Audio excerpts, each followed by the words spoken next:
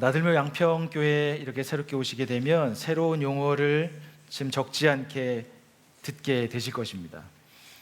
예를 들면 풍성한 삶, 찾는 이, 디딤돌, 하늘가족, 찾는 이 함께하는 예배, 이런 등등의 여러 가지 생소한 단어들이 저에게 들리게 됩니다. 저도 나들모 교회를 처음 갔을 때 아주 생소했고요. 그러나 그 의미를 발견했을 때 저에게 깊은 깨달음이 있었던 단어가 있습니다. 그게 바로 찾는이라고 하는 단어였습니다. 여러분, 제가 다녔던 교회에서는 하나님을 모르는 사람들을 비신자, 불신자, 1990년도 열린 대화가 좀 시작하고 나서는 구도자, 시커스 예배 이렇게 해서 구도자 예배가 있기도 했습니다. 조금 시간이 지나가서 전도 집회가 막 활성화되었었던 때가 있었거든요. 그때 태신자라고 하는 단어 썼던 거 기억하시나요? 태신자가 무엇입니까? 내가 전도할 대상을 내가 잉태한다라고 해서 태신자라고 하는 의미를 품었습니다. 이렇게 다양하게 우리가 전도할 사람, 또 하나님 믿지 않는 사람에 대한 표현이 다양하게 있습니다.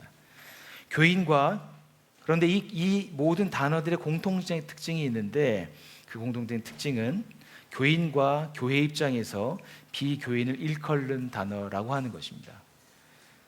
어떻게 보면 우리는 듣기 편하고 명확하게 표현할 수 있는데요, 그러나 문제는 비교인들이 들을 때 부정어가 앞에 붙어서 비냐 아니 불자가 붙기도 하고요. 그래서 사람들이 뭔가 부정당하는 느낌이 있어서 그분들에게 인격적인 상처를 주지 않나 생각을 하게 됩니다. 여러분, 이 세상에 살아가는 많은 사람들은 무언가를 찾는 사람입니다. 행복을 찾기도 하고요, 사랑, 기쁨, 친구와 또 더 깊은 관계로 들어가고 싶어 합니다.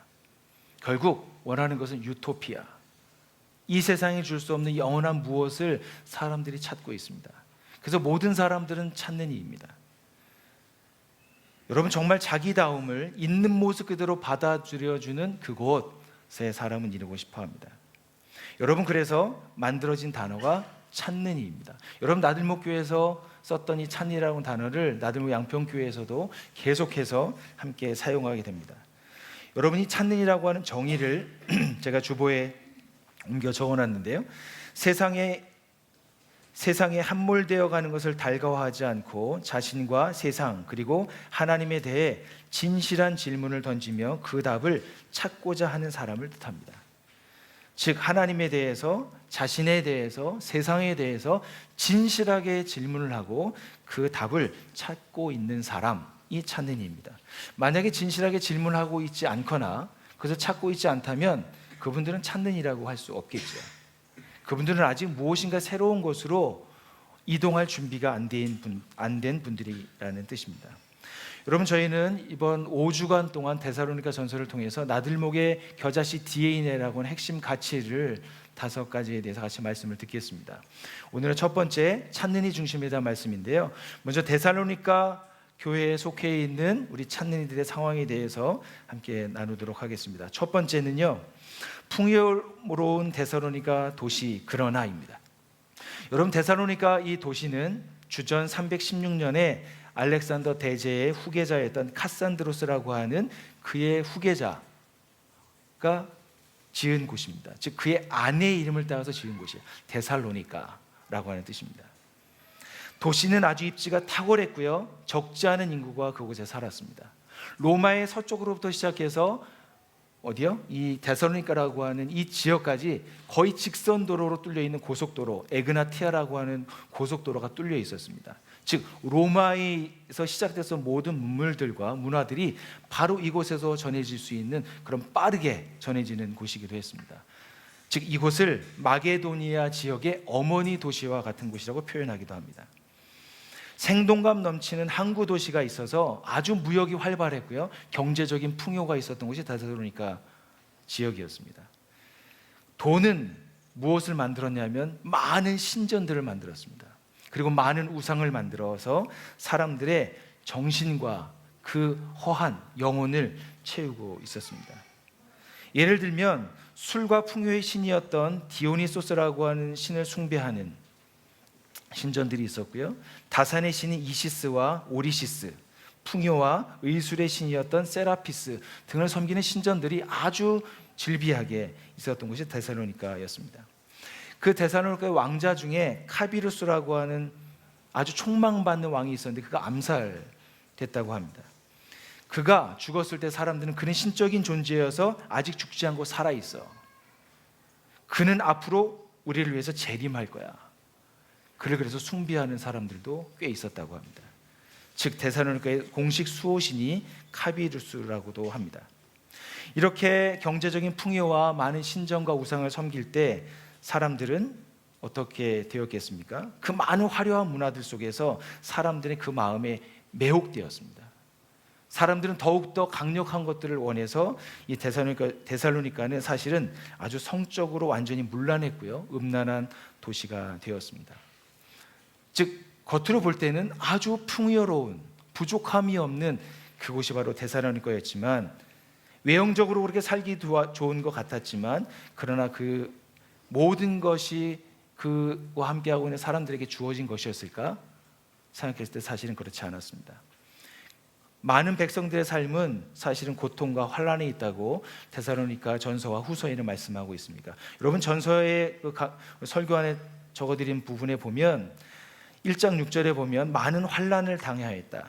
또 3장 3절에 보면 온갖 여러 환란 가운데 흔들렸다라고 하기도 하고요. 마지막 데살로니가 후서에서는 온갖 박해와 환란이 계속해서 가중되었던 곳이 어디였습니까? 데살로니가 지역이었습니다. 여러분 웅장하고 화려한 도시에 살고 있는 민초들의 삶은 도시만큼이나 풍요롭지 않았습니다. 그들의 일상은 환란과 박해에 노출된 삶을 살아야 했습니다. 사회적으로 고립되었고요, 소외를 경험하면서 치러야 할 대가가 이만저만 컸던 것이 아니었습니다. 여러분 왜 그랬을까요? 여러분 이 사람들이 믿고 있는 주인이 누구였습니까? 예수님이었습니다. 여러분 예수님은 로마에 의해서 처형된 사람이었습니다. 그런데 그 처형된 예수가 어떻게 해요? 다시 그의 나라를 새로운 왕국을 가지고 와서 이 땅을 심판할 것이야 라고 하는 메시지를 사람들에게 전할 것을 믿는 무리들이 많아질 때 팍스 로마나 로마로 인한 평화에 대해서 얼마나 위협감을 느끼게 되었겠습니까? 로마는 긴장했고요, 그들이 왕성하게 늘어나고 있는 수를 제한하기 시작했고 그들을 핍박했습니다. 여러분 이렇게 풍요, 한쪽은 너무 풍요로운데요, 한쪽은 뭔가 환란과 고통이 있을 때 뭔가 이 현실에서 도피하고 싶어하는, 이쪽은 뭔가 더 쾌락적으로 더 깊은 곳에 안식하고 싶어하는 것과 이것은 고통에서 벗어나고 싶어하는 어떤 중간 지점, 이렇게 균열이 생기는 어떤 지점들이 생기게 됩니다. 그곳에 기대고 안식하고 싶어하는 그 마음을 알았던 어떤 무리들은 그것을 여지없이 파고들었습니다. 이 데살로니가 전서에 데살로니가에 나왔던 사람들이 누구였냐면 바로 거짓 가르침을 주는 거짓 교사들이었습니다. 여러분 데살로니가 후서 2장 2절에서부터 3절에 있는 말씀을 같이 한번 읽어보도록 하겠습니다. 읽겠습니다. 시작. 여러분은 영이나 말이나 우리에게 받았다고 하는 편지에 속아서 주님의 날이 벌써 왔다고 생각하게 되어 마음이 쉽게 흔들리거나 당황하는 일이 없도록 하십시오. 여러분은 아무에게도 어떤 방식으로도 속아 넘어가지 마십시오. 그 날이 오기 전에 먼저 믿음에 배신하는 일이 생기고 불법자 곧 멸망의 자식이 나타날 것입니다. 그는 신이라고 불리는 모든 것이나 예배의 대상이 되는 모든 것에 대항하고 그들의 위로 자기를 높이는 자인데 하나님의 성전에 앉아서 자기가 하나님이라고 주장할 것입니다. 여러분 데살로니가 교회에 거짓 가르침을 주었던 교사들이 주었던 메시지들은 무엇이었냐면 지금 이 땅에 바울이 그때 이야기했었던 그 메시아가 이미 임했다. 즉 하나님이 이 땅에 이미 임했어. 너희들이 그 메시아를 기다렸던 그 메시아가 이미 임했다라고 가르치는 것이었습니다. 그런데 그것을 바울은 어떻게 얘기합니까? 영이나 말이나 우리에게 받았다고 하는 편지에 속아서, 사실은 그것은 거짓 교사들이 이것은 바울이 우리에게 전해준 것이야 라고 이야기하면서 어떻게 사람들에게 소개했던 것이었습니다. 사실은 그러나 그것은 거짓이었습니다. 주님이 벌써 왔다라고 하는 것을 거짓이었습니다. 바울은 예수님이 오시기 직전에 적그리스도 인물들이 이 땅에 나타날 것이라고 말했습니다. 그래서 데살로니가 전체의 배경이 있고요. 사실은 초대 교회의 성도들이 갖고 있었던 위협 중에 하나였습니다. 여러분, 그들을 바울은 불법자, 또 멸망의 자식이라고 얘기합니다. 하나님의 권위에 대해서 반역했기 때문에 불법자이고요. 그리스도로부터 멸망을 당할 것이기 때문에 멸망의 아들이라고 할 수 있습니다. 여러분, 이들이야말로 교회를 위협하고 성도들을 핍박하는 아주 주도적인 세력들입니다. 사실은 이것은 외부로부터 오는 적보다는요, 사실은 내부 안에 있는 적입니다. 내부에 있는 적들이 진짜 믿음을 갖고 살아가는 믿음의 진리, 정수에서부터 벗어나게 해서, 즉 구원에 이르지 못하게 하는 거짓 속임수를 쓰고 있는 것입니다. 여러분은 이것은 전형적인 거짓 가르침입니다. 여러분의 가르침은 2000년 이상 된 그 전에만 데살로니가에만 있었던 것이 아니라 지금 우리가 살고 있는 이 땅에서도 벌어지고 있습니다. 여러분, 제가 서울에서 있을 때는 잘 몰랐는데요, 제가 소문만 듣다가 양평에 내려오면 참 많은 이단들이 많이 있다라는 얘기를 제가 들었거든요. 근데 실인즉 정말 많습니다. 길거리에 가다가도 보기도 많고요. 심지어 지난주에는 제가 혼자 사무실에 있는데 사무실까지 두 분이 찾아 들어왔습니다. 나무 냄새가 참 좋네요. 되게 예쁘네요. 사무실 공간이. 이러면서 찾아와서 뭐 중요한 인생의 행복의 일로 이룰 수 있는 뭔가를 전해드리려고 왔습니다. 제 속으로는 사실은 한판 이들과 붙어야 하나? 이런 생각을 했는데 제가 과거에 붙어봤거든요. 사실 그렇게 좋은 것이 나오지 않습니다. 너무 철저하게 쇠뇌가 되었기 때문에. 그래서 그들을 어떻게 했을까요? 제가 잘 믿고 있는 사람입니다, 가시라고 해서 내보내기도 했습니다. 만약에 그 진리가 우리 가운데 확고하게 깨달아지지 않았다면, 그 사람들 만약에 맞아들였다면 어떻게 될까요? 그것이 그분들에게는 복음이 되지 않을 수 있을까 하는 위협감이 들기도 했습니다. 여러분, 이 땅에는, 우리가 살아가고 있는 대한민국 이 땅에 여러분 재림주가 몇 명이나 되는 줄 아십니까? 200명 된다고 합니다. 많은 사람들이 자기가 어떻게 해요? 하나님의 성전에 앉아서 내가 하나님이다, 나를 믿어라, 나를 숭배해라 라고 하는 거짓 가르침으로 사람들을 지금도 현혹하고 있습니다. 여러분, 이러한 상황에 저희들은 함께 놓여 있습니다. 사실은 사도 바울이 복음을 전하기 시작했던 이 데살로니가 교회는 이것이 아주 편만하게 있었던 곳이었습니다. 그래서 여러분, 사도 바울은 찾는 이가 찾은 이가 되는 변화하는 그 교회에 자신이 뛰어듭니다. 그런데 사도 바울은 왜 그들에게 뛰어들었을까요? 데살로니가 성도들을 사실은 사도 바울은 한 번도 만나보지 못했습니다. 안면식이 없습니다. 그들 이름도 모릅니다. 그러나 그들을 찾아갔습니다. 왜 그들에게 그렇게 복음을 전할 수 있었을까요? 여러분, 저는 데살로니가 전서 2장 12절에 있는 말씀으로 그 부분을 같이 찾아보도록 하겠습니다. 같이 한번 2장 12절 읽겠습니다. 우리는 여러분을 권면하고 격려하고 경고합니다마는 그것은 여러분을 부르셔서 당신의 나라와 영광에 이르게 하시는 하나님께 합당하게 살아가게 하려는 것입니다. 여러분, 바울에게는 복음을 전하는 두 가지 목적이 있습니다. 첫째는 부르셔서 당신의 나라, 즉 하나님의 나라의 영광에 이르게 하는 것이 첫 번째 목적이었습니다. 두 번째는 하나님께 합당하게 살아가도록, 이 땅에서 하나님의 뜻에 맞게 살아가도록 하기 위한 두 가지 목적이 있습니다. 하나는 하나님의 나라에 이르는 소망이 있는 것이고요, 두 번째는 이 땅에 사는 동안 하나님의 부르심에 맞게 합당하게 살도록 하기 위해서 불러주셨다고 말씀하고 있습니다. 여러분, 바울이 왜 이런 마음을 가질 수 있었을까요? 이름도 모르는 사람에게 가서 왜 복음을 전해야 했을까요? 사실은 바울은 자비량으로 복음을 전했기 때문에 자기의 것을 기꺼이 내어주었고요, 데살로니가 전서에서 보면 내 목숨까지도 내어주었다라고 얘기하고 있습니다. 왜 이런 일이 가능했을까요? 여러분, 그 시작은 바울은 그 사랑을 이미 받았기 때문이었습니다. 사도 바울은 유대 종교를 섬길 때 그리스도를 믿는 사람들을 향해서 어떻게 했습니까? 그들을 가서 잡았고요, 수사했고요, 종교 재판을 열어서 돌로 쳐 죽인 전적이 있었던 사람이었습니다. 바울은 철저하게 유대교에 헌신된 사람이었습니다. 그리스도인들, 예수를 믿는 사람들을 핍박하고 깡그리 이 땅에서 없애버리는 것이 이단 사설을 없애버리는 것이라고 그는 믿었습니다. 그런데 그가 어떻게 이 복음을 전하는 사람이 되었을까? 여러분, 그것은 사도행전 9장에 가서 찾아볼 수 있습니다. 그날도 여전히 사도 바울은 그리스도를 믿는 사람들을 담에게서 잡아다가 예루살렘의 종교재단의 재판의 자리에 세우기 위해서 그곳으로 떠나고 있었습니다. 그러나 그곳을 갈 때 환한 빛이 나타났고요, 그 빛이 나타나서 누구시오니까 바울이 물었을 때 음성이 들렸습니다. 나는 내가 핍박하는 예수라. 사울은 예수님을 핍박한 적이 없습니다. 사울은 예수님을 믿는 사람들을 핍박했습니다. 그러나 그 본문에서는 나는 내가 핍박하는 예수라 라고 말씀하고 있습니다. 그리스도인들이 당하는 고통을 예수님께서 동시에 당하고 있었다라고 하는 것을 상징적으로 표현하고 있습니다.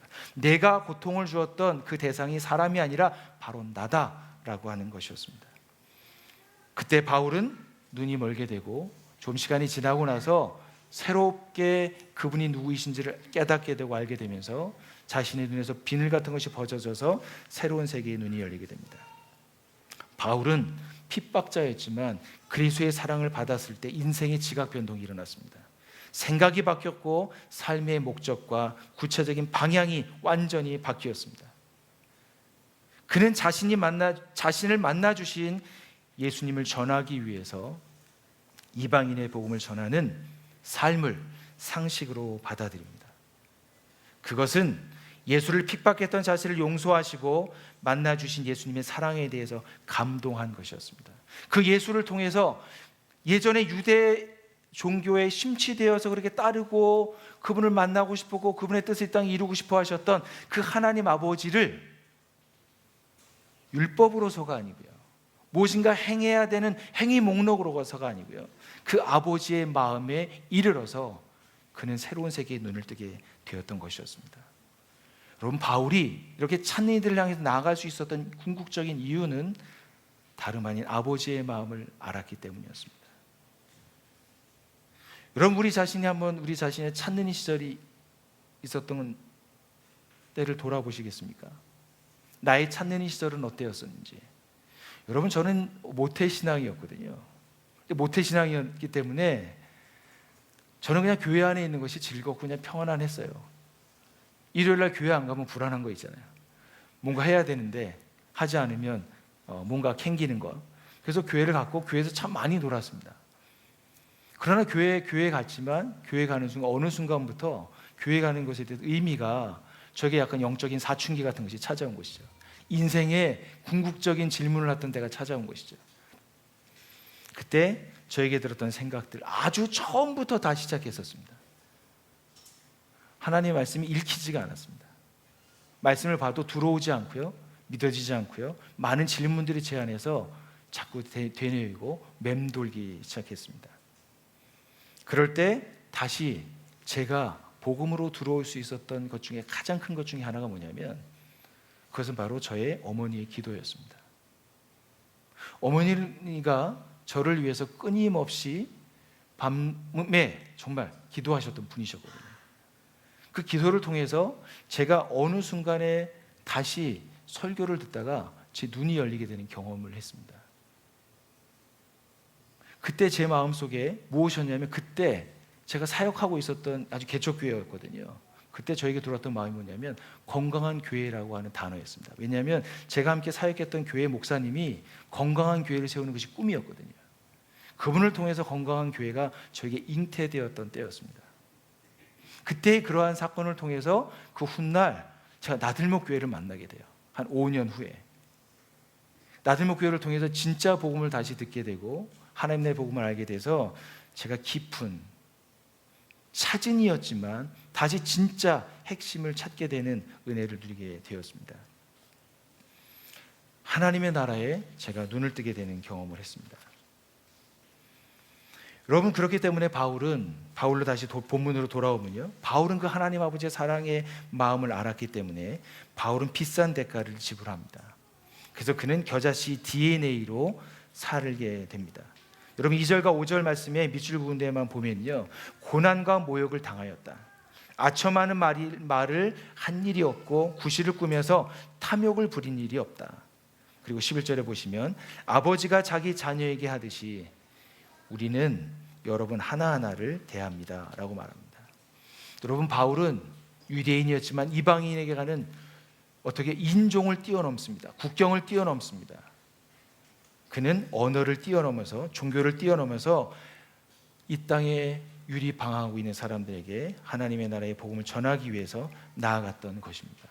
그런데 그가 그렇게 나아갔었던 것을 어떤 마음으로 나아가느냐, 11절에 보시면 아버지의 마음을 알았던 그 바울은 아버지가 자기 자녀에게 하듯이, 이것이 가장 핵심입니다.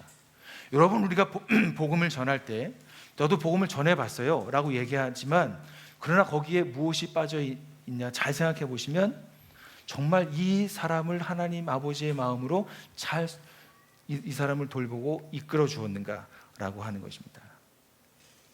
여러분, 바울은 아버지의 마음을 가지고 값비싼 대가를 지불하는 겨자씨 DNA로 살게 됩니다. 그러나 두 번째 더 중요한 것이 있습니다. 아주 사역의 본질인데요, 그 사역의 본질에 충성한 겨자나무의 숲이 되었습니다. 여러분, 2절과 8절과 9절에 있는 말씀에 보면 이런 말씀이 나옵니다. 하나님의 복음을 여러분에게 전하였습니다. 하나님의 복음을 나누었습니다. 하나님의 복음을 여러분에게 전파하였습니다. 여러분, 바울은 다른 무엇보다도 하나님의 복음을 전했습니다. 이것은 우리가 이야기하는 하나님 나라의 복음을 전했습니다. 여러분, 제가 처음에 여러분 교회 가면 예수 그리스도의 십자가의 복음을 믿고 하나님의 자녀가 됩니다. 그 복을 믿고 예수님을 통해서 우리의 삶이 새로운 것, 우리는 저 천국에 갈 거라고 하는 소망을 갖게 됩니다. 그런데 동시에 우리는 천국에 가는 기간 전에 우리는 이 땅에 살아가는 시간이 있습니다. 그러나 여러분, 이 땅에 우리가 속해 있지만 우리 이 땅에 속하지 않는다라고 하는 정체성을 정확하게 저희가 기억해야 합니다. 그러할 때 우리는 이 땅의 풍요에 침잠해서 이곳이 영원히 살 곳으로, 이곳이 천국인 양 착각하며 살지 않게 됩니다. 우리에게 중요한 것은 무엇입니까? 이 땅에 복음이 우리에게 들어왔을 때 동시에 하나님의 나라가 왔다라고 하는 것입니다. 바울 일행이, 바울이 전했던 복음은 무엇이었냐면, 그냥 예수님의 십자가의 죽음을 통해서 우리가 구원받는 복음만이 아니라 이 땅에 하나님의 나라가 왔습니다. 하나님의 나라에 우리가 복음이 들 때 들어갈 수 있습니다 라고 하는 강력한 메시지였습니다. 그런데 바울은 이것을 혼자 전한 것이 아니라 그 앞부분에 보시면 우리는을 강조하고 있습니다. 여러분, 데살로니가 전서 1장에 이 우리는이라고 하는 단어를 제가 한번 세어봤는데요, 한 14번 정도가 나오더라고요. 2장에는 좀 심하게 20번 가까이 나옵니다. 3장에, 4장에, 5장에 아주 수두룩하게 나옵니다. 그런데 그 앞에 있는 성경이, 여러분 골로새서 성경에 보면 우리라고 하는 단어가 그렇게 많이 나오진 않습니다. 여러분, 사도 바울 이 데살로니가에 가서 복음을 전했었던 것은 뭐냐면 혼자가 아니라 우리가 함께, 즉 여기에서 우리는 누구일까요? 1장 1절에 나오는 그의 동역자들을 이야기합니다. 그의 동역자들과 함께 바울은 아주 집중적으로 하나님의 나라의 복음을, 그 복음의 핵심을 그곳에서 전하였던 것입니다. 여러분, 지난주에 예배가 다 끝나고 나서 풍성한 삶의 초대를 다시 두 분이 시작하셨어요. 그래서 두 분의 이금희와 두 분의 딸이미가 같이 이렇게 만나서 서로 이렇게 제가 상견례 시켜드리고 그 일이 계속 진행되도록 하는 그 시간을 가졌습니다. 근데 그 시간이 그냥 예전에 그냥 서울에 나들목 교회에 있을 때는 그냥 이렇게 많으니까 여러 중에 하나였는데요. 근데 이번에 하게 되니까 마음이 되게 새롭더라고요. 이곳에서도 하나님께서 하시는 일이 지속되고 있구나. 동시에 이분들을 통해서 4주 후에 또 어떤 은혜와 깨달음의 고백들이 함께 나눠질 수 있을까? 즉 여기에 세워졌던 이끄미들은 저의 동역자이구나 라고는 생각을 했습니다. 또 그게 끝나고 난 다음에 풍성한 삶의 첫걸음, 마지막 종강의 시간을 가졌거든요. 근데 그 시간을 통해서 4주의 시간이 지나는 동안 얼마나 많은 하나님이 내 인생에 들어오셔서 일하셨는지에 대한 그 고백을 들을 때 사실 혼자 들을 때 제가 되게 아까웠어요. 그래서 나중에 여러분들과 함께 나눌 수 있는 기회를 그분들에게 드리려고 그 때를 지금 잘 지켜보고 있습니다. 좀 기대해 주셔도 좋을 것 같습니다. 여러분, 우리 안에 이렇게 어떻게 해요? 복음을 전하는 저 혼자가 아니라 함께 전하는 분들과 그 역할을 나눠서 하는 것입니다. 그러할 때 그 결과들이 우리가 예상하지 못한 놀라운 일들이 생기게 됩니다. 여러분, 마지막으로 찾는 이가 찾은 이가 되도록 이끄는 공동체, 즉 겨자나무 숲이 우리가 되려면 어떻게 해야 되는지 세 가지로 말씀을 나누고 오늘 말씀을 마치도록 하겠습니다. 여러분, 첫 번째는 생명의 동아줄을 굳건히 붙잡으라고 하는 것입니다. 여러분, 데살로니가 전서 2장 13절에 있는 말씀을 같이 한번 읽겠습니다. 시작. 우리가 하나님께 끊임없이 감사한 것은 여러분이 우리에게서 하나님의 말씀을 받을 때에 사람의 말로 받아들이지 아니하고 실제로 하나님의 말씀을 받아들였기 때문입니다. 이 하나님의 말씀은 또한 신도 여러분 가운데서 살아 움직이고 있습니다. 여러분, 데살로니가라고 하는 풍성함을 경험하는 것과 고난이 있는, 사실 저희가 사는 이 세상과 별반 다르지 않은 세상입니다. 그러한 세상에 살아가고 있는 우리들에게 어떻게 하나님의 복음을 그들에게 전하여졌을 때 사람들이 무엇으로 받았냐면 그것을 사람의 말이 아니라 하나님의 말씀으로 받아들였다라고 하는 것입니다. 여러분, 이것을 어떻게 하나님의 말씀으로 받아들였다라고는 표현을 할 수 있을까요? 사실은 이 말씀은 그 결과를 봐서 이렇게 그들이 하나님 말씀으로 받아들였습니다 라고 말할 수 있지 않겠습니까? 그들이 믿음에 이르러서 그 공동체가 세워졌기 때문에 그들이 결론적으로 그 말씀을 받을 때 하나님 말씀으로 받아들였다고 말하는 것이라고 받아들여집니다. 즉 그들에게 복음이 전하여졌을 때 여러분, 그것을 자신의 생명줄과 같이 여겨서 꽉 붙든 것이었습니다. 여러분, 이 자리에서 하나님의 말씀이 여러분들에게 전하여질 때 여러분 설교자였던 것과 여러 가지 더 준비가 잘 됐던 잘 되지 않았던 상관없이 정말 하나님의 말씀이 선포될 때 여러분들이 그것을 하나님의 말씀으로 받아들여서 여러분의 생명이 더 깊어졌으면 좋겠습니다. 인간이 전하는 것이 아니라 그 뒤에 계시는 하나님, 즉 사도 바울은 이 복음을 전할 때 그 건너편에서 일하시고 계시는 하나님의 역사하심을 믿고 복음을 전했던 것이었습니다. 그럴 때 사람들의 마음이 감동되고 그 복음을 믿고 따르게 됐던 것이었습니다. 여러분, 제가 어제 말씀을 저녁에 좀 준비하고 있는데 저희 교회는 아니라 동행교회, 나들목 동행교회에 있는 한 목자님에게 이렇게 문자가 왔습니다.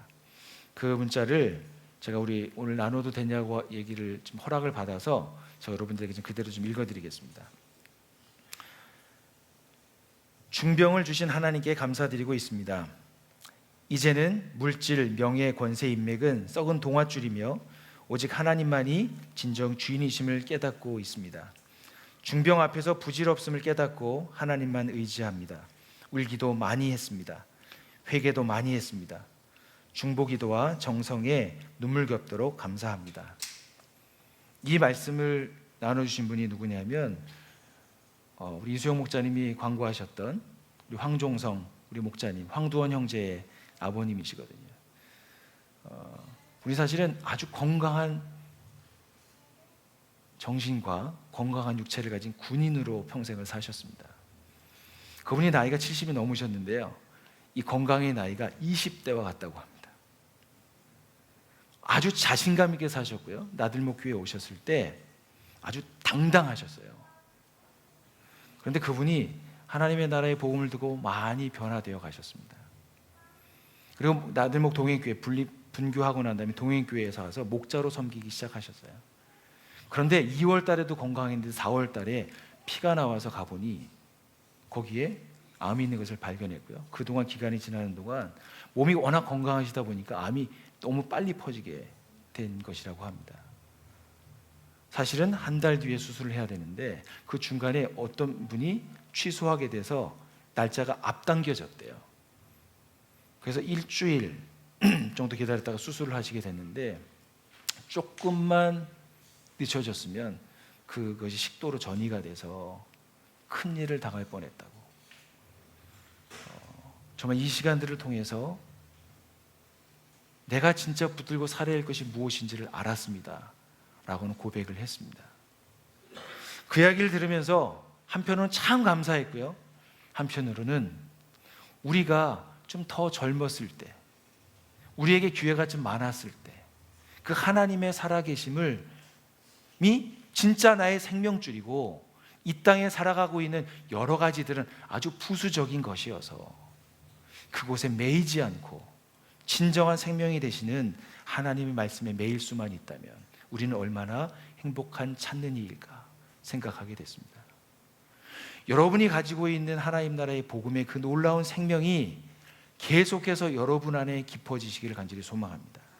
그것을 가지고, 그 생명줄을 가지고 이 땅에서 유리방하고 있는 사람들에게, 그들에게 내어주어서 그것을 붙잡게 해서 같이 끌어올리는 영혼의 구조자, 함께 그 일을 감당하는 우리 양평교회 하늘 가족들이 되셨으면 좋겠습니다. 여러분, 두 번째는 한 사람에게 인격적이고 꾸준하게 관심을 갖는 것입니다. 여러분 11절 말씀에 보면 여러분이 아는 바와 같이 아버지가 자기 자녀에게 하듯이 우리는 여러분 하나하나를 대합니다 라고 말씀합니다. 여러분 각 사람에게 대하고 있습니다. 이것은 바로 겨자씨의 모략입니다. 한 사람에게 인격적으로 깊이 관심을 갖고 그분과 만납니다. 내가 가진 좋은 것을 그들에게 줍니다.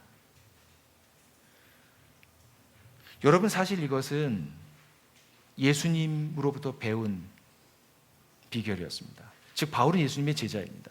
왜냐하면 예수님은 한 사람 한 사람을 만나서 그들의 이름을 불러주셨어요. 그리고 그들의 이름을 불러주실 뿐만 아니라 대화를 통해서 진짜 그 사람의 필요가 무엇인지 인격적으로 시간을 들이면서 그들과 시간을 가지셨습니다. 바울은 그것을 지금 어떻게 해요? 본받고 있습니다. 여러분 지금 저희가 이 땅에 살고 있는 우리들이 복음을 전할 때 한 사람 한 사람, 각 사람에게 아주 정성을 다해서 그들을 찾아가서 그들의 삶의 징검다리가 되어줍시다. 그들의 삶의 디딤돌이 되어주는 것, 그들이 저 죽음의 자리에서 이 하나님의 나라로 다시 들어올 수 있도록 하는 것, 우리가 그 일을 감당했으면 좋겠습니다. 여러분 풍성한 삶의 초대를 통해서 지난달에 같이 풍성한 삶의 초대가 쭉 있었거든요. 우리 교회 한 자매가 복음을 전했는데 우리 교회 처음 발을 디뎌 놓았던 한 자매가 그 과정들을 통해서 예수님을 자신의 삶의 주인으로 영접하게 됐습니다. 그래서 그 자매가 어떻게 해요? 이제 세례를 준비할 것들을 준비하고 있습니다. 나름의 양평교회에도 1호 세례자가 아마 생기게 되지 않을까 그런 소망을 갖게 되는데요.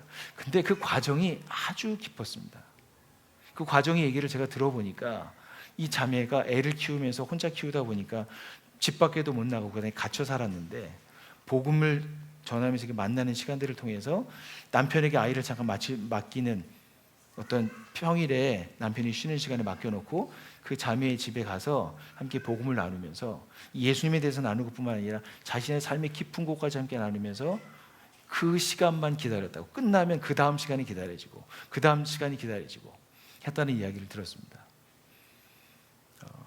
여러분 우리의 가정에서 내가 만나고 있는 삶의 현장에서 이 사람들의 인생이 변화된다면 그것은 우리에게 영원히 남는 유산이 될 것입니다. 그 자매는 이곳에서 세례를 받게 되면 나름의 양평교회에 함께 1호의 세례자가 되겠죠. 그리고 그 세례 받는 것을 도왔던 그 자매는 그 자매를 볼 때마다 하나님께서 일하셨던 흔적과 경험들을 경험하게 될 것입니다. 여러분 사실 복음을 전하다 보면요, 이 이끄미가 고백하는 것은 무엇이냐면 제 삶이 많이 정리가 됐어요 라고 하는 것이었습니다. 사람을 책임져 보다 어떤 한 사람을 책임지기 시작하면요, 내 삶의 방향과 목적과 시간과 돈을 쓰는 게 달라집니다. 여러분, 복음을 전하는 것은 남한테 봉사하는 게 아니고요, 진짜 내가 그 복음에 합당하게 그 본질에 이르러서 살 수 있는 좋은 기회입니다. 여러분이 그 기회를 잡으시게 되기를 간절히 소망합니다. 마지막으로 겨자씨를 심는 이끔이 팀을 함께 꿈꾸었으면 좋겠습니다. 여러분, 1장 1절에 제가 한번 읽겠습니다. 바울과 실로아노와 디모데가 하나님 아버지와 주 예수 그리스도 안에 있는 데살로니가 사람의 교회의 편지를 씁니다. 은혜와 평화가 여러분에게 있기를 빕니다. 아까 좀 전에 말씀드렸듯이 바울은 혼자 복음을 전하는 것이 아니라 실라와 디모데라고 하는 사람과 함께 복음을 전했습니다. 사실은 이 사람들은 바울이 복음을 전해서 어떻게 해요? 복음을 받아들인 사람이고요, 복음을 받아들일 뿐만 아니라 그들이 어느 순간에 성장해서 바울과 함께 복음을 함께 전하는 동지요, 동역자로 세워져 있습니다. 바울이 되게 그들을 봤을 때 뿌듯했을 것이고요, 또한 그들은 실로아노는 사실은 사도행전에 보면 신라를 얘기합니다. 신라와 디모데는 그 선배의 삶을 따라가는 것을 보면서 얼마나 기뻤을까. 또 상상했을 거요, 나의 뒤에 또 얼마나 많은 사람들이 쫓아올 것인가. 네, 이것이 바로 겨자씨를 품고 있는 그 이끔이 팀들이 누릴 수 있는 축복이라고 생각합니다. 여러분, 복음을 전하실 때 여러분 복음을 하나 앞에서 그냥 전하는 1대1의 복음을 전하는 사람도 참 중요한데요, 또 하나는 뒤에서 그들을 위해서 중보하는 기도팀이 있어야 합니다. 여러분, 또 복음을 전하다 보면 이런 일이 생겨요. 그냥 복음만 전하는 게 아니라 인생에 어떤 문제가 있는 것을 발견하게 됩니다. 여러분, 복음을 전할 때 예수님만 딱 전하는 것이 아니고 그 사람이 가지고 있는 진짜 인생의 문제를 해결하기 위해서 그 옆에 또 누가 있어야 하냐면 상담이 필요하면 상담가가 있어야 합니다. 재정적인 문제가 있다면 재정적인 문제를 컨설팅할 수 있는 사람들도 필요합니다. 즉, 복음을 전할 때 아주 합력해서 함께 전할 수 있는 좋은 팀들이 우리 가운데 있을 때 더 복음이 효과적으로 그분들에게 전하여질 것입니다. 여러분, 이런 일을 어떻게 해요? 이 양평에 있는 여러분들이 세워서 속해진 가정교회에서 그런 일이 일어나게 되길 간절히 소망합니다. 여러분, 가정교회 안에서 풍성한 삶의 초대와 첫걸음을 꾸준하게 계속해서 연습하십시오. 잘 전달되도록 내가 잘 준비가 됐는지 확인하십시오. 그리고 두 번째는 이 준비된 것을 내가 나눌 때 내 안에 진짜 확신이 있어서 그분들에게 전할 수 있도록 그렇게 기도하십시오. 그리고 마지막으로는 말씀을 나눌 때 내가 전하지만 성령께서 확신과 깨달음을 우리 따님에게 주어서 그분이 이 복음을 받아들이게 되도록, 여러분, 그런 일을, 이 복음은 내가 전하고 있지만 사실은 나를 통해서 하나님이 일하시는 것을 경험하게 되는 현장이 될 줄로 믿습니다. 여러분, 마지막으로 여러분, 생명은 생명을 낳고요, 여러분, 살아있는 겨자씨는 겨자씨를 낳습니다. 여러분, 하나님께서는 이런 뜻을 갖고 계십니다. 디모데전서 2장 4절에 있는 말씀인데요, 마지막으로 같이 한번 다 같이 읽겠습니다. 시작. 하나님께서는 모든 사람이 다 구원을 얻고 진리를 알게 되기를 원하십니다. 중에서 제가 더 한 번 있습니다. 하나님께서는 모든 사람이 다 구원을 얻고 진리를 알게 되기를 원합니다. 여러분, 이 땅을 향하신 하나님 아버지의 뜻이 무엇입니까? 이 땅에 있는 모든 사람, 한 사람도 빠짐없이 이 하나님의 나라의 복음을 받아들여서 하나님과 함께 사는 것, 그리고 이 땅에서 그분에게 합당하게 살아가도록 우리에게 그 길을 열어주시길 원하십니다. 우리가 그 일에 함께 세워가는 저희 나들모 양평교회 하늘가족이 되셨으면 좋겠습니다. 우리 함께 오늘 들은 말씀을 생각하면서 같이 침묵하도록 하겠습니다.